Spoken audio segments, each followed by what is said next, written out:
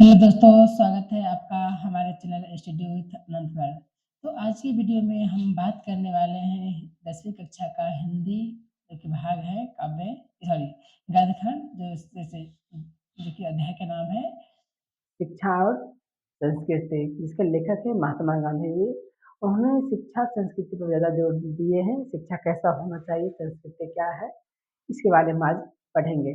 तो इस चैप्टर में हम देखेंगे इस ऑब्जेक्टिव और सब्जेक्टिव देखेंगे, जो कि बिहार बोर्ड एग्जाम में जो 26 में आने वाले एग्जाम है, उसमें से आप लोग को सब क्वेश्चन लड़ने की गारंटी है। आप लोग क्लास को मिस करना, आप क्लास को देखना ना भूले और लाइक सब्सक्राइब करते रहिए। तो ये क्लास स्टार्ट करते हैं।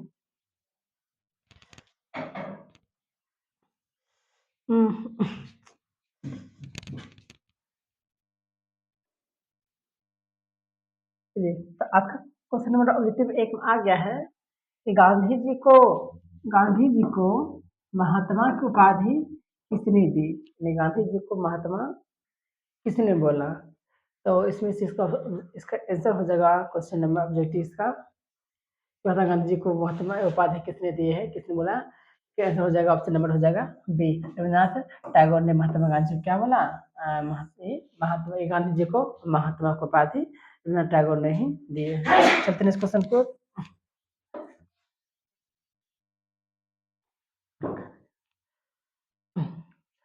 महात्मा गांधी का जन्म स्थान है, महात्मा गांधी जी का जन्म का स्थान कहाँ पर उनका जन्म हुआ था? इसका आंसर हो जाएगा ऑप्शन नंबर इसका ये हो जाएगा पोरबंदर। महात्मा गांधी का जन्म कहाँ पर हुआ था? पोरबंदर नामक गाँव में उनका जन्म हुआ था। चलते हैं क्वेश्चन को। महात्मा गांधी की रचना है, यानी महात्मा गांधी जी यहाँ पे दिया है, यहाँ 4 कुछ से लिखा गया है, कहानी हो या गद्यांश लिखा गया है। तो इसमें से महात्मा गांधी की रचना किसने, कौन सा इसमें से है स्टेबल करना है? इसका आंसर हो जाएगा कि महात्मा गांधी की रचना इसमें से शिक्षा और संस्कृति, ऑप्शन में इसका डी हो जाएगा। महात्मा गांधी की रचना कौन सी है? शिक्षा और संस्कृति है। चलिए क्वेश्चन की ओर। गांधी जी की पत्नी का नाम क्या था? अब गांधी जी की पत्नी के नाम था, ऑप्शन नंबर इसका हो जाएगा ये हो जाएगा गांधी जी की पत्नी का नाम कस्तूरबा गांधी था। क्वेश्चन को। गांधी जी की माता का नाम क्या था? अब गांधी जी की पत्नी को गांधी जी की माता जी के नाम पूछा जा रहा है कि गांधी जी की माता का क्या नाम था? इसका आंसर हो जाएगा, ऑप्शन नंबर हो जाएगा इसका डी हो जाएगा कि गांधी जी माता जी के नाम क्या था? पुतलीबाई था। चलते हैं क्वेश्चन को। गांधी जी द्वारा रचित पुस्तक है, यानी गांधी जी ने इसमें यहाँ पर 4 बुक से लिखा गया है, उनको इसमें से कौन का महात्मा गांधी जी द्वारा लिखा गया है? इसका आंसर हो जाएगा यहाँ पे ऑप्शन नंबर ऑप्शन डी हो जाएगा सत्य के साथ मेरे प्रयोग, गांधी जी के क्या रचित पुस्तक है उनका। क्वेश्चन को। शिक्षा और संस्कृति पाठ में किनके विचार प्रस्तुत है? अब शिक्षा और संस्कृति पाठ जो लिखा गया उसमें किनका विचार प्रस्तुत है? यहाँ पर 4 व्यक्ति का नाम दिया गया है, तो उसमें किनका है, किनका विचार दिया गया? तो सबसे इसका ऑप्शन नंबर हो जाएगा आंसर महात्मा गांधी जी का विचार प्रस्तुत है, ऑप्शन नंबर इसका सी हो जाएगा। चलते हैं क्वेश्चन को। गांधी जी ने किस पत्रिका का संपादन क्या है? अब गांधी जी इसमें 4 दिया गया है, उनका कौन सा पत्र जो उन्होंने लिखे हैं? इसका आंसर ऑप्शन हो जाएगा इसका सी हो जाएगा, तो उन्होंने हरिजन पत्र को गांधी जी ने ही लिखे थे। चलते हैं क्वेश्चन को। हिंद स्वराज के रचनाकार है, अब हिंद स्वराज को किसने लिखे, इसका रचनाकार कौन है? इसका आंसर हो जाएगा, ऑप्शन हो जाएगा इसका सी हो जाएगा। हिंद स्वराज का लेखक कौन है, रचनाकार कौन है? तो महात्मा गांधी जी है हिंद स्वराज के रचनाकार। क्वेश्चन को। गांधी जी के जन्म दिवस को अंतरराष्ट्रीय स्तर पर किस दिवस के रूप में मनाया जाता है? अब गांधी जी के जन्म दिवस को अंतरराष्ट्रीय स्तर पर किस दिवस के रूप में मनाते हैं? यहाँ पे 4 दिवस दिया गया और 4 में से इनका आंसर हो जाएगा, ऑप्शन नंबर हो जाएगा सी हो जाएगा। ये अहिंसा दिवस के रूप में क्या है, उनका जन्म दिवस को उन्हें मनाया जाता है, गांधी जी का जन्मदिन। चलते हैं इस क्वेश्चन को। गांधी जी ने सबसे उदात्त और बढ़िया शिक्षा किसे कहा है? अब गांधी जी ने सबसे अच्छा बढ़िया शिक्षा किसे, उदात्त शिक्षा बढ़िया साथ में बढ़िया शिक्षा किसे कहा है? इसका आंसर ऑप्शन हो जाएगा इसका डी हो जाएगा कि अहिंसक प्रतिरोध को गांधी जी ने क्या क्या बढ़िया शिक्षा को माना है। चलते हैं क्वेश्चन को। गांधी जी के अनुसार स्वराज्य प्राप्ति के पश्चात शिक्षा का क्या धैर्य होना चाहिए। अब गांधी जी के अनुसार शिक्षा का जो प्रत्यय है उसका धैर्य कैसा होना चाहिए, तो उसका धैर्य कैसा होना चाहिए, तो उसका धैर्य इसमें हो जाएगा, इसका आंसर ऑप्शन में हो जाएगा, ये हो जाएगा कि शिक्षक होना कैसा चरित्र निर्माण करना। कैसा होना चाहिए, चरित्र निर्माण होना चाहिए। चलते हैं इसको करते। कोई संस्कृति कब जिंदा नहीं रह सकती है।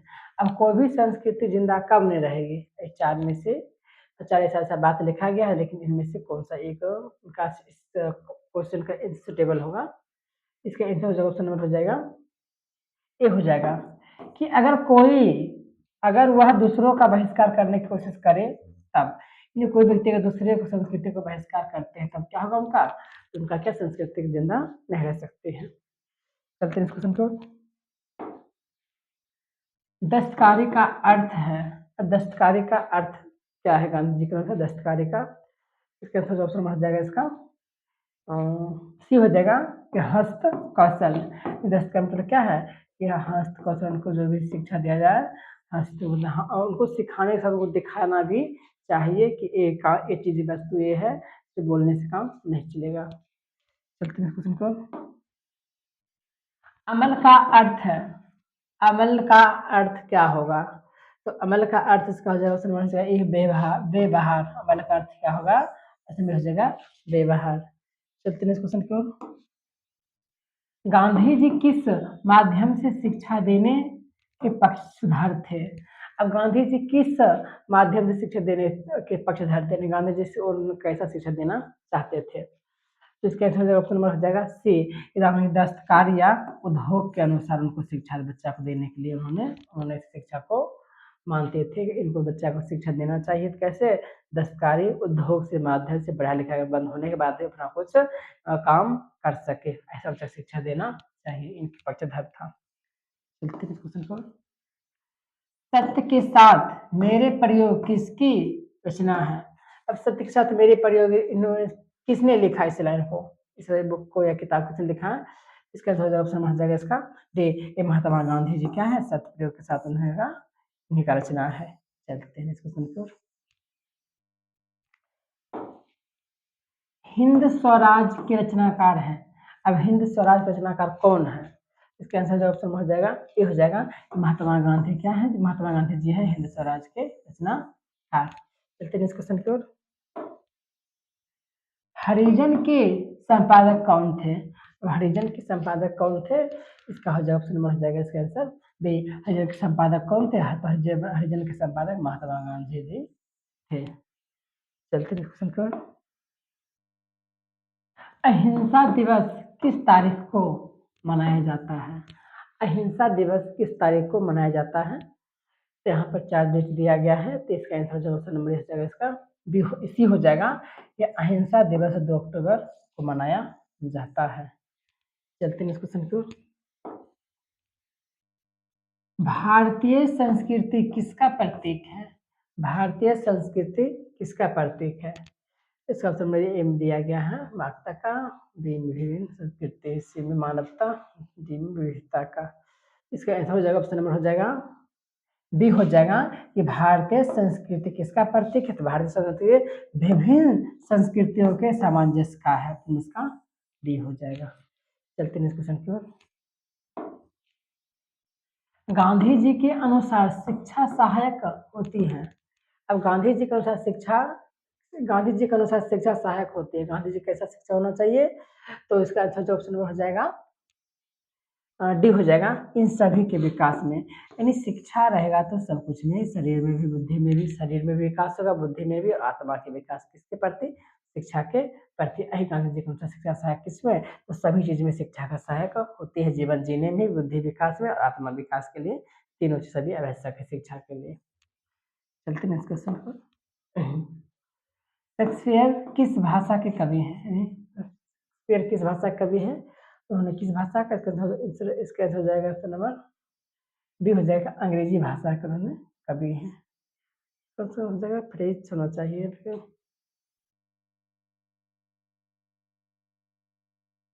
किस भाषा का इसका समझ गया सॉरी इसका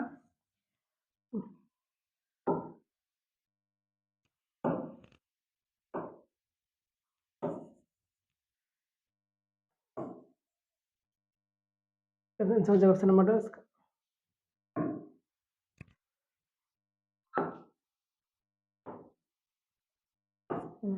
तो इसमें कि किस भाषा कवि हैं इन्होंने, अंग्रेजी भाषा से इस चीज का संदर्भ वैसे का हुआ। क्वेश्चन को टॉल्स्टॉय किस देश के साहित्यकार थे? टॉल्स्टॉय किस देश के साहित्यकार, टॉल्स्टॉय कहाँ के रहने वाले थे, किस देश के साहित्यकार थे? यहाँ पे 4 देश दिया गया है, 4 देश में कोई एक सा देश का ये क्या है साहित्यकार होगा, किस देश के साहित्यकार थे? इसका अच्छा जवाब समझ जाएगा कि वो रूस के है साहित्यकार थे और टॉल्स्टॉय। इस क्वेश्चन को शिक्षा संस्कृति के लेखक कौन है? अब शिक्षा संस्कृति को किसने लिखा, इसके लेखक रचनाकार कौन है? इसका आंसर हो जाएगा ऑप्शन इसका ये हो जाएगा महात्मा गांधी जी क्या है शिक्षा संस्कृति के लेखक हैं। चलते हैं इस क्वेश्चन की ओर। महात्मा गांधी का जन्म कब हुआ था? अब महात्मा गांधी जी का जन्म किस तारीख को हुआ था? इसका आंसर ऑप्शन हो जाएगा 1869 है, लेकिन अब कुछ रॉन्ग है। अक्टूबर इसका बी होगा 2 अक्टूबर। यहाँ क्या है अक्टूबर कुछ रॉन्ग शब्द दिख रहा है, इसका हो जाएगा 2 अक्टूबर। ऐसे बस खाली यहाँ पर क्या है वह करीब नहीं होना चाहिए। ठीक है, इसका आंसर नंबर क्या हो जाएगा डी हो जाएगा। 1869 को इनका 2 अक्टूबर 1869 को इनका जन्म हुआ था। क्वेश्चन को महात्मा गांधी का जन्म कहाँ हुआ था? अब महात्मा गांधी जी का जन्म कहाँ हुआ था, यहाँ कहाँ किस राज्य देना चाहिए, लेकिन दिया गया ऐसे खाली दे दिया कहाँ हुआ था, तो आप लोगों को समझ जाना है कि कहाँ दिया था राज्य किस राज्य का अंतर्गत आ गया है। यहाँ तो उनका किस राज्य में हुआ, गुजरात है, उनका जन्म कहाँ पर था गुजरात में हुआ है। इनका महात्मा गांधी जी का जन्म गुजरात में हुआ था। चलते हैं क्वेश्चन को यंग इंडिया क्या है? अब यंग इंडिया क्या है, तो यंग इंडिया क्या एक तरह की पत्रिका है, समझ का जाएगा ये हो जाएगा पत्रिका। यंग इंडिया क्या है, यंग इंडिया एक पत्रिका है, पत्र है। चलते हैं इसको आगे को। शेक्सपियर को किस रूप में जाना जाता है? तो शेक्सपियर को किस रूप में जाना जाता है, वो क्या है, कवि है, नाटककार है, या दोनों है, या इनमें से कोई नहीं है? इसका हो जाएगा ऑप्शन नंबर इसका हो जाएगा कि शेक्सपियर क्या इसमें से दोनों है, ये भी कवि भी है और नाटककार भी, इसका आंसर दोनों हो जाएगा। लेकिन इस क्वेश्चन के आगे को गांधी जी ने बच्चों को किस ढंग की तालीम देने की भरसक कोशिश की थी? अब गांधी जी बच्चों को किस तरह से मतलब किस तरह उनको शिक्षा किस ढंग से बच्चों को तालीम देने की कोशिश की, तालीम शिक्षा होता है। इसके हो जाएगा ऑप्शन नंबर इसका हो जाएगा बी हो जाएगा इसका आंसर अहिंसक प्रतिरोध में अहिंसक प्रतिरोध से तालीम देने की कोशिश की थी। करो गांधी जी वकालत की पढ़ाई के लिए कहाँ गए थे? गांधी जी जो वकालत की पढ़ाई करने कहाँ चले गए थे, तो गांधी जी वकालत पढ़ाई करने के लिए लंदन चले गए थे, तो इसका ये हो जाएगा। चलते हैं क्वेश्चन को गांधी जी दक्षिण अफ्रीका में कब से कब तक रहे? गांधी जी दक्षिण अफ्रीका चले गए थे, वहां पर कब गए और कितना दिन तक रहे, कब से कब साल तक? हो जाएगा ये हो जाएगा 1893 से लेकर 1914 तक उन्होंने कहाँ तक रहे, दक्षिण अफ्रीका में रहे। क्वेश्चन क्यों गांधी जी के 2 हथियार थे, अब गांधी जी के साथ 2 हथियार कौन थे?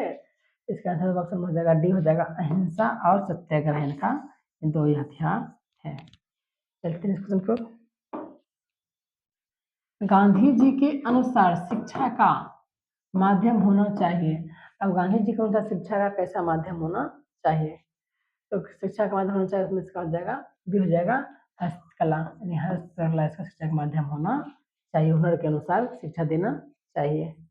चलते हैं क्वेश्चन को उदात्त का शाब्दिक अर्थ है, उदात्त शब्द क्या होगा, यहाँ पर शब्द लिखा हो तो उदात्त का शाब्दिक अर्थ हो जाएगा श्रेष्ठ, इसका ये हो जाएगा। चलते हैं क्वेश्चन को महात्मा गांधी का निधन कब हुआ था? अरे महात्मा गांधी जी का जब मृत्यु कहाँ पर हुआ था, किस तारीख को हुआ था? इसका आंसर हो जाएगा ऑप्शन नंबर इसका बी हो जाएगा 30 जनवरी 1948 को महात्मा गांधी जी का निधन हो गया था। चलते हैं इस क्वेश्चन पर। ऑब्जेक्टिव खत्म हो गया ना।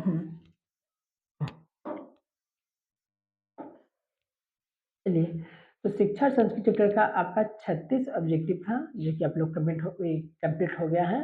और बिहार बोर्ड में आप लोग को जो भी यहाँ से जितना क्वेश्चन बताया जाएगा इस हफ्ते हटाने के यहाँ पे से गारंटी है, तो आप लोग क्लास को मिस ना करें और लाइक सब्सक्राइब करते रहिए। आइए चलते हैं सभी क्वेश्चन की ओर।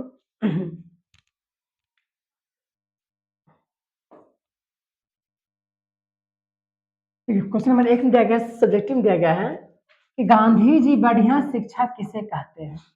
अब गांधी जी बढ़िया शिक्षा किसको मानते हैं, कैसा को बढ़िया शिक्षा मानता है? तो गांधी जी लिखा गया है आंसर में अहिंसक, ठीक है, अहिंसक है, अहिंसक प्रतिरोध का गांधी जी, ऐसे होगा आपका, चलो धरेंगे। अहिंसक प्रतिरोध का गांधी जी बढ़िया शिक्षा कहते हैं, यह मानते हैं। यह शिक्षा अक्षर ज्ञान से पूर्व मिलना चाहिए। इन्हीं गांधी जी बढ़िया शिक्षा किसे मानते हैं? पहले कॉपी किताब से पढ़ाई का, जब बच्चा कुछ लिखने से पहले उसको, उससे पहले कुछ शिक्षा ऐसा मिलना चाहिए कि देख कर समझ सके, लिखने से पहले उसके बारे में जान सके। अक्षर ज्ञान से पहले शिक्षा को गांधी जी बढ़िया शिक्षा मानता है। डायरेक्ट एक ही बार शिक्षा बच्चा को पढ़ाना ही, उन्होंने क्या इस शिक्षा को अच्छा नहीं माने थे महात्मा गांधी जी। चलते हैं क्वेश्चन को।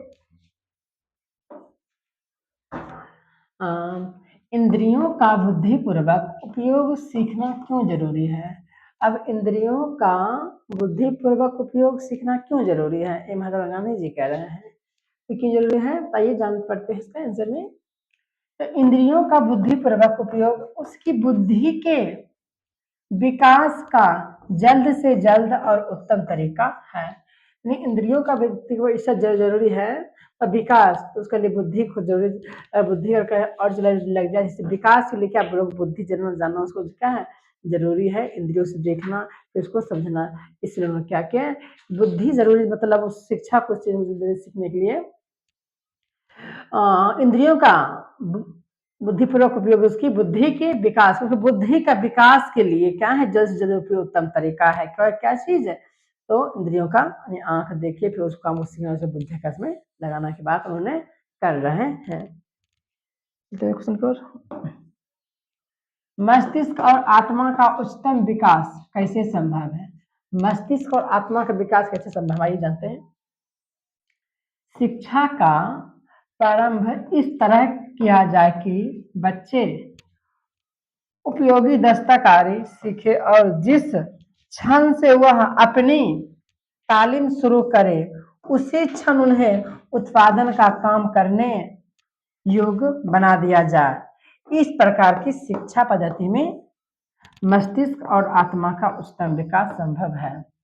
यानी महात्मा गांधी जी कह रहे हैं बच्चे को अगर क्या चीज है, मस्तिष्क और आत्म विकास उच्चतम कैसे संभव है, इन बच्चा को इस तरह शिक्षा दिया जाए, इस तरह शिक्षा दिया जाए कि शिक्षा सीखने के बाद पढ़ाई होना, शिक्षा का कुछ एक तरह का एक लेवल होता है या एक डिग्री होता है। अगर उस पढ़ाई करने के बाद अगर वो कुछ काम करना चाहे, कुछ रोजगार करना चाहे, तो उसमें उसका उस पढ़ाई का काम होना चाहिए। और जो ही पढ़ाई अगर उधर काम पढ़ाई का शिक्षा का लेना छोड़ दे, अगर कुछ काम अभ्यास कुछ काम कर रहा है, तो उसमें उस काम को, उस पढ़ाई का अंतर्गत उनको काम वैसे होना चाहिए, और वैसा शिक्षा चाहिए उनको, कोई काम करे तो शिक्षा का प्रयोग होना चाहिए लोगों को हुनर के द्वारा। क्या है यहाँ पे लिखा गया है, तालीम, यानी क्षण वैसा शिक्षा दिए कुछ उन्होंने उत्पादन का काम करे तो करे, तो उनको उसमें प्रयोग आ जावे, इस बात को इसमें होना चाहिए। तो हुनर का जब हुनर के साथ शिक्षा दिया जाएगा, बच्चे पढ़ाई लिखा क्या व्यर्थ नहीं जाएगा।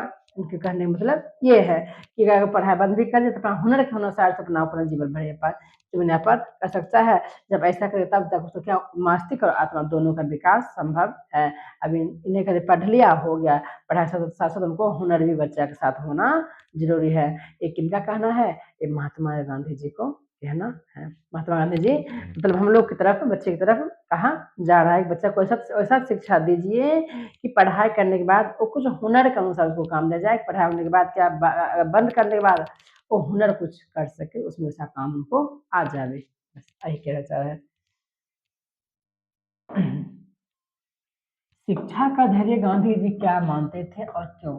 अब शिक्षा का धैर्य गांधी जी क्या मानते हैं और क्यों मानते हैं? आइए, शिक्षा का धैर्य। तो शिक्षा का धैर्य गांधी जी चरित्र निर्माण करना मानते थे। उनके विचार से शिक्षा के माध्यम से मनुष्य में साहस, बल, सदाचार जैसे गुणों का विकास होना चाहिए, क्योंकि चरित्र निर्माण होने से सामाजिक उत्थान स्वयं होगा। साहसी और सदाचारी व्यक्ति के हाथों में समाज के संगठन का काम आसानी से सौंपा जा सकता है। अब शिक्षा का धैर्य जी मानते हैं इसलिए कि अगर शिक्षा रहेगा, शिक्षा उनको इसलिए चाहिए कि अपना संस्कार को नहीं भूलेगा। जब संस्कार नहीं भूलेगा तो क्या होगा, वो अपना चरित्र की तरह निर्माण वो करेंगे। जब चरित्र निर्माण करेंगे तो क्या होगा, उनके समाज में जो व्यक्ति पढ़े लिखे की यहाँ बात किया जा रहा है तो उनके विचार से शिक्षा के माध्यम से मनुष्य में साहस, बल और उनके शिक्षा के माध्यम से कहा जा रहा है व्यक्ति को सदाचार गुण का विकास होना चाहिए, चरित्र का विकास होना चाहिए, सदाचार का विकास होना चाहिए, साहस का विकास होना चाहिए, हिम्मत का विकास होना चाहिए शिक्षा के अनुसार लेकर। और क्यों जरूरी है ऐसा चरित्र पढ़ाई के अंदर शिक्षा का धैर्य माना चरित्र निर्माण है क्यों, तो उसका आगे चल क्या प्रयोग होगा चरित्र निर्माण से कहा जा रहा है। क्योंकि चरित्र निर्माण से चरित्र निर्माण रहेगा तो समाज आगे बढ़ेगा।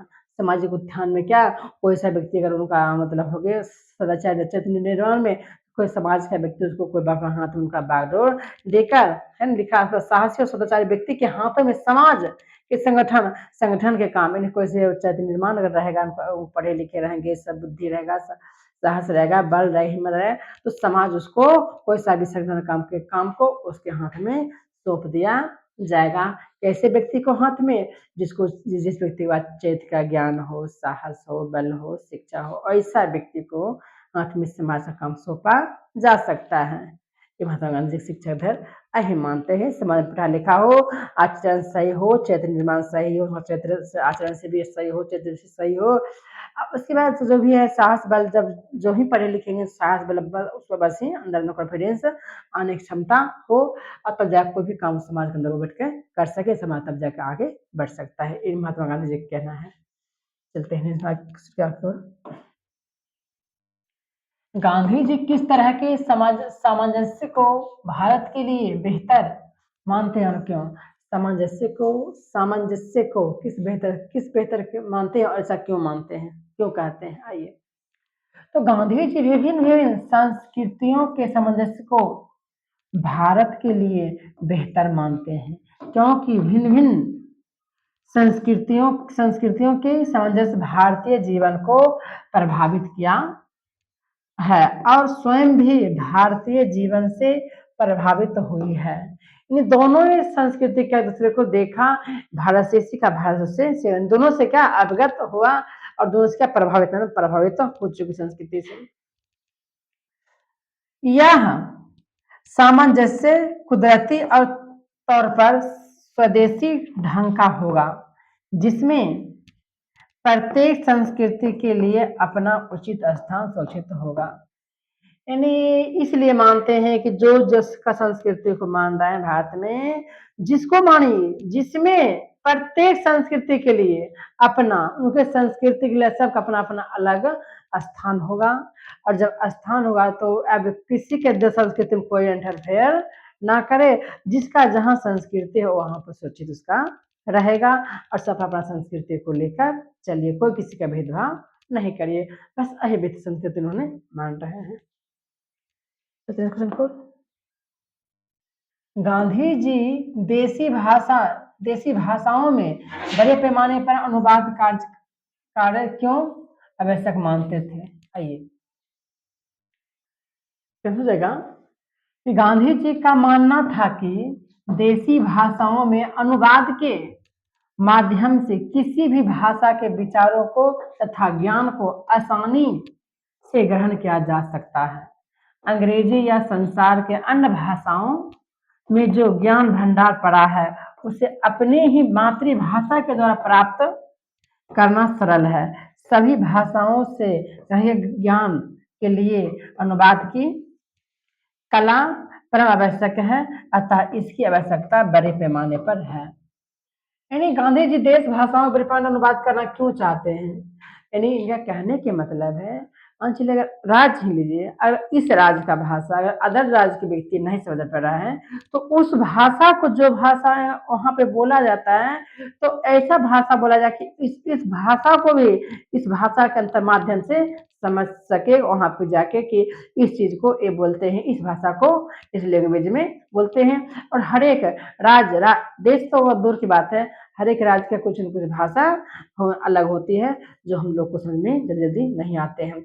अगर बिहार है तो बिहार पूरे बिहार में भाषा समझेंगे, कर्नाटक में चलेंगे तो कन्नड़ का, फिर कन्नड़ चलेंगे तो वहाँ भाषा कैसे लोग समझेंगे। तो उन्होंने कहा कि अंग्रेजी भाषा संसार का अन्य भाषाओं का ज्ञान भंडार पड़ा है, व्यक्ति को कहा जा रहा है तो इस ऐसा सिस्टम किया जाए कि बिहार राज्य की भाषा अदर लोग को भी समझ में आए और अदर लोग की भाषा भी बिहार लोगों को समझ में आना चाहिए। तो इस भाषा को इस तरह से इस भाषा में अनुवाद किया जाए कि हर एक देश के लोग हर देश का भाषा को समझ सके, उनका बीच कहना क्या है, क्यों क्या बोलना चाह रहे हैं, या राज्य में भी वो व्यक्ति क्या बोलना चाह रहे हैं, हम क्या बोलना चाह रहे हैं, इसका मतलब वो की होता है। तो जब तक एक दूसरे का अनुवाद में नहीं कन्वर्ट होगा तो हम कैसे जानेंगे। यही महात्मा गांधी जी ने कह रहे हैं कि शिक्षा को लेकर भाषाओं को लेकर कि हर एक भाषाओं के इस भाषा के अंतर्गत उनको अनुवाद किया जाए ताकि किसी व्यक्ति को दिक्कत कोई सा भाषा को लेकर नहीं हो। चलते हैं क्वेश्चन की ओर। दूसरी संस्कृति से पहले अपनी संस्कृति की गहरी समझ क्यों जरूरी है? दूसरी संस्कृति से पहले अपनी संस्कृति क्यों जरूरी है? दूसरे व्यक्ति को संस्कृति देखने से पहले आप अपने अंदर की संस्कृति को ले झांकना जरूरी है। महात्मा गांधी जी यही बोल रहे हैं। आइए तो क्या लिखे भी क्या कुछ लिखे भी गए हैं कि दूसरी संस्कृति की समझ और कद्र स्वयं अपनी संस्कृति की कद्र होने और उसे हजम कर लेने के बाद होनी चाहिए। पहले हरगिज नहीं, कोई संस्कृति इतने रतन भंडार से भरी हुई है नहीं है जितनी हमारी अपनी संस्कृति है। सर्वप्रथम हमें अपनी संस्कृति को जानकर उसमें निहित बातों को अपनाना होगा। इससे चित्त निर्माण होगा जो संसार के अन्य संस्कृति से कुछ सीखने की क्षमता प्रदान करेगा। कोई समय ने कहा गया कि पहले दूसरा संस्कृति देखे पहले अपना देखना चाहिए। और कहा जाए भारत की इतना संस्कृति है, इतना अगर आप ध्यान से संस्कृति का आज्ञा पालन करते हो तो दूसरे संस्कृति को देखने की जरूरत ही नहीं पड़ेगी। और कि जब तक अपना संस्कृति आप घोर पी नहीं लेते हैं, अपने संस्कृति को अपने चरित्र निर्माण को नहीं समझ लेते हैं, तब तक दूसरी संस्कृति को आप देखना भी नहीं है। नहीं तो क्या होगा, न उसका संस्कृति का पालन कर पाएंगे ना अपना संस्कृति का पालन कर पाएंगे। इससे क्या होगा, इस भारत का मानवता का क्या होगा, संस्कृति का अपमान होगा।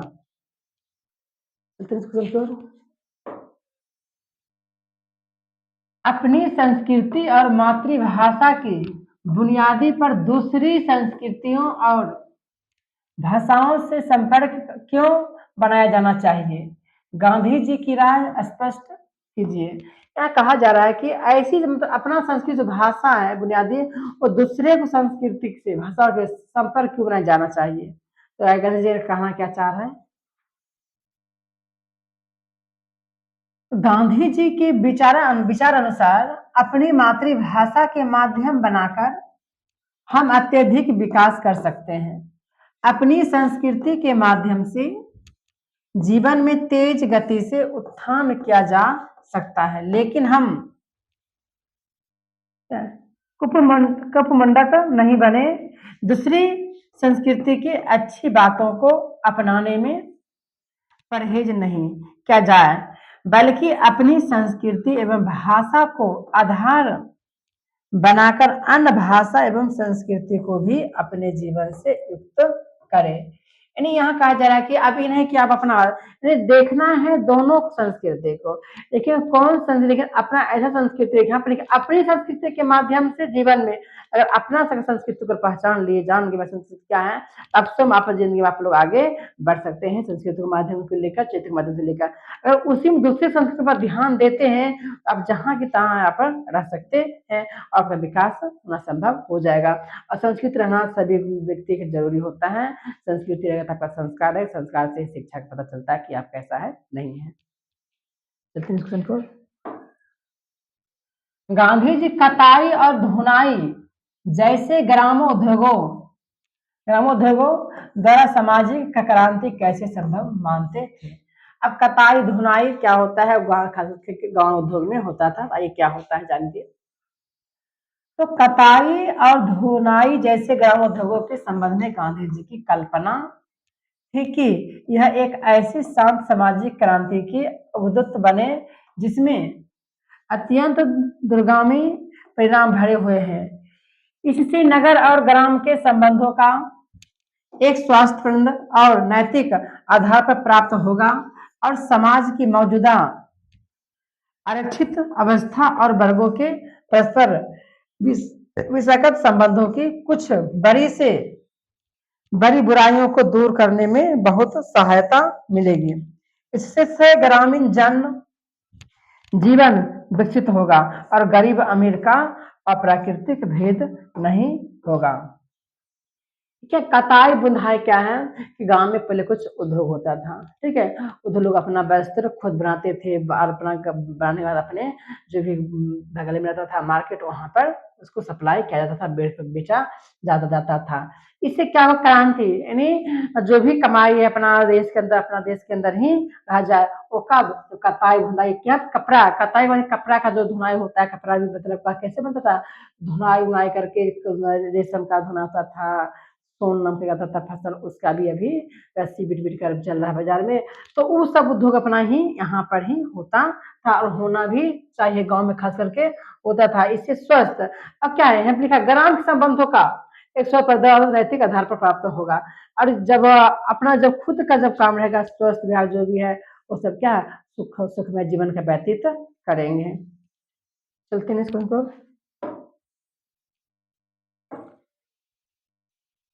तो शिक्षा और संस्कृति चैप्टर का आपका आज 12 चैप्टर आप लोग का कंप्लीट हो गया है और 12 अध्याय जो भी बताया गया है उसका बिहार बोर्ड एग्जाम आप लोग क्वेश्चन करने की संभावना 100% गारंटी है। तो आप लोग क्लास को मिस ना करें, स्टडी वो चैनल पर आकर आप लोग जब क्लास को देख सकते हैं और इसमें से जो भी हम जो बता रहे हैं, सिर्फ मेरा एक ही निशाना है कि जो इस बार एग्जाम होगा बिहार बोर्ड में, उसमें से बच्चा क्वेश्चन हमें मतलब लड़े, और लड़ने के बाद क्या होगा, जब आप क्वेश्चन आपका लड़ेगा तो आपका हाईएस्ट नंबर उठेगा, तो आपके साथ मेरा भी नाम होगा। तो ठीक है, चलते हैं, आपको अगले क्लास में मिलते हैं। अब हम लेके चलेंगे काव्य खंड को, फिर कल क्लास में देखते हैं। जय हिंद, जय भारत।